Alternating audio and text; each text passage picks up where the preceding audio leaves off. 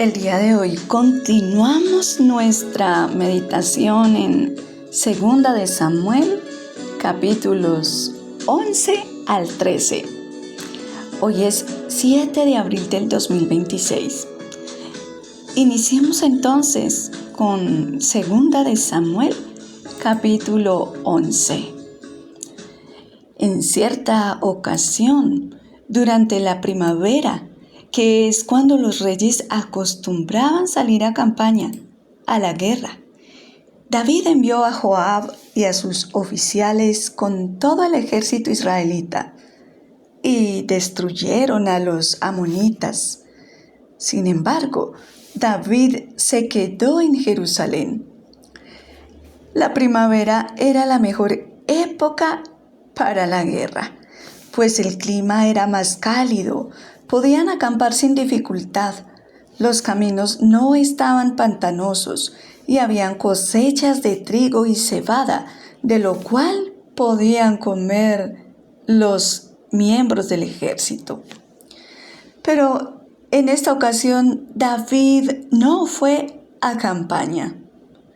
Una tarde, al levantarse de su cama, salió a pasearse por su terraza y vio desde allí a una mujer muy hermosa que se estaba bañando. En un paréntesis, en horas de la tarde y David apenas se estaba levantando.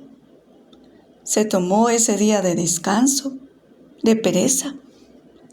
El enemigo conoce nuestras debilidades y por las Escrituras sabemos que la debilidad de David eran las mujeres. Así que, sin pensarlo, se dejó llevar de sus pasiones de la carne y mandó a traer a esa mujer, aun cuando le habían dicho que era esposa de Urías, soldado activo de su ejército. A David no le importó y se acostó con ella. David abusó de su poder como rey. Solo quiso satisfacer su lujuria. Pero, ¿qué piensas de Betsabé? ¿Crees que pudo haber intención al bañarse desnuda, al aire libre, visible ante el rey? Luego, esta mujer queda embarazada y en secreto se lo hace saber a David. ¿Notas cierta complicidad en esta pareja? David manda a traer a Urías para hacer que se acueste con su esposa, para encubrir así su pecado, su embarazo. Pero Urías es un hombre sensato, responsable con su servicio militar, y dice que mientras sus compañeros están en la guerra, él no quería descansar.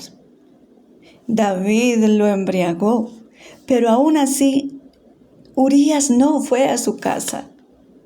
Así que David decidió enviarlo al frente de la batalla, donde fuera herido y muerto. Y esta fue una orden escrita a Joab, su oficial de confianza, orden que Urías mismo llevó. La orden fue cumplida. Urías fue muerto en batalla. Cuando Betsabé se enteró, le guardó luto. David la llevó al palacio y la hizo su mujer, pero a Dios no le agradó lo que David había hecho. Mujer, ¿cuántos pecados cometió David aquí? ¿Puedes contarlos? Hay una frase secular que dice: mente desocupada, taller del diablo. ¿Crees que aplica a David en este capítulo? Proverbios capítulo 12, versículo 24 dice: el de manos diligentes gobernará, pero el perezoso será subyugado. Ningún creyente está libre de caer. El que piensa estar firme, mire que no caiga. Roguemos a Dios para que nos ayude a permanecer firmes. Segunda de Samuel, capítulo 12. El Señor envió al profeta Natán a David y le contó una historia de un hombre rico y otro pobre. El rico tenía muchas ovejas y vacas, pero el pobre solo una ovejita. Un día llegó un viajero a visitar al hombre rico, pero él no tomó ninguna de sus ovejas para atender al viajero, sino que le quitó al hombre pobre su ovejita y la preparó para la cena del viajero. David se enfureció contra ese hombre y dijo que merecía la muerte. Natán el profeta le dijo: «Tú eres ese hombre». Tú puedes leer lo que le dijo Natán a David en los versículos 7 al 12. Pero en el versículo 13 vemos que David admitió su pecado. «He pecado contra el Señor». Este pecado tuvo graves consecuencias, desde la muerte de su hijo hasta problemas generacionales de violencia, abuso sexual, muerte. El Salmo 51 fue escrito por David, con el cual mostró su gran arrepentimiento de todo corazón. No se justificó. Se dio cuenta que él estuvo al descubierto ante los ojos de Dios en todo lo que hizo y dijo. Cuando cometemos pecados, ¿nos justificamos? ¿Nos enojamos contra Dios? ¿O somos mujeres humildes que nos arrepentimos de corazón delante de Dios? Salmos 51, versículos 5 y 6.